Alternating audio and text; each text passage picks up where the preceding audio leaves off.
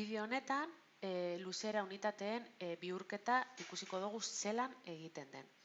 Hemen eskailerantzeko bat daukagu, bertan goian kilometroak ikusten ditugu eta behian milimetroak. Orduan hemen kilometro, hektometro, dekametro, metro, desimetro, zentimetro eta milimetroa daude.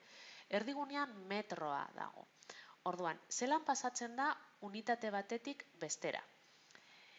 Eskilara goian dagoen unitate batetik berantzago dagoen beste batera pasatu nahi badugu, biderkatu behar dugu. Hau da, kilometrotan ematen badigute daturen bat, eta metrotara pasatu nahi badugu, datu hori bidermila egin behar dugu. Hau da, 1, 2 eta 3, 0 gehitu behar dizkiogu. Alderantziz, metrotan ematen badigute, eta gu kilometrotan behar badugu datu hori, zati mila egin behar dugu. 1, 2 eta 3. Desimetrotan ematen badigute eta milimetrotan nahi badugu, bider 10.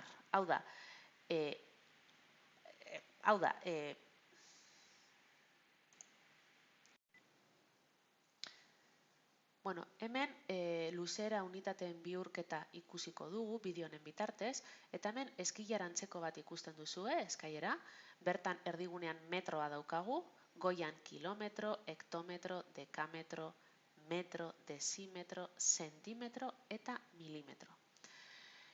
Eskailara goian dagoen unitate bat ematen badigute eta gu, adibidez, kilometrotan ematen badigute datu bat eta metrotara pasatu behar badugu, zer egin behar dugu berantza joan behar dugunez eskaileratan, maila berantza, bider egin behar dugu, bider 1, 2, 3, hau da, bider 1000.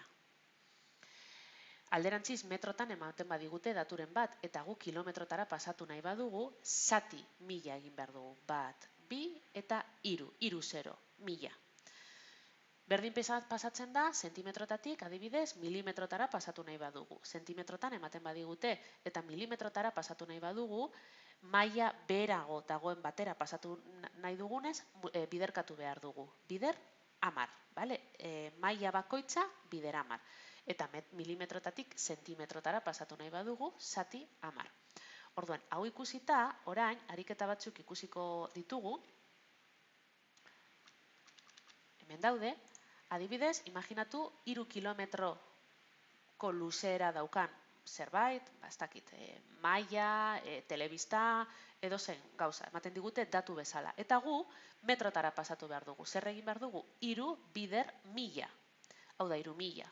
750 milimetrotan ematen digute, milimetroak hemen daude, eta desimetrotara pasatu behar dugu. Hau da, eskailera gora egin behar dugu. Zenbat? 1 eta 2. Hau da, zati 100, zati 10 eta zati 10, zati 100, 8,5 desimetro. Imaginatu 0,35 hektometro daukan zerbait ematen digutela eta gu zentimetrotara pasatu behar dugu.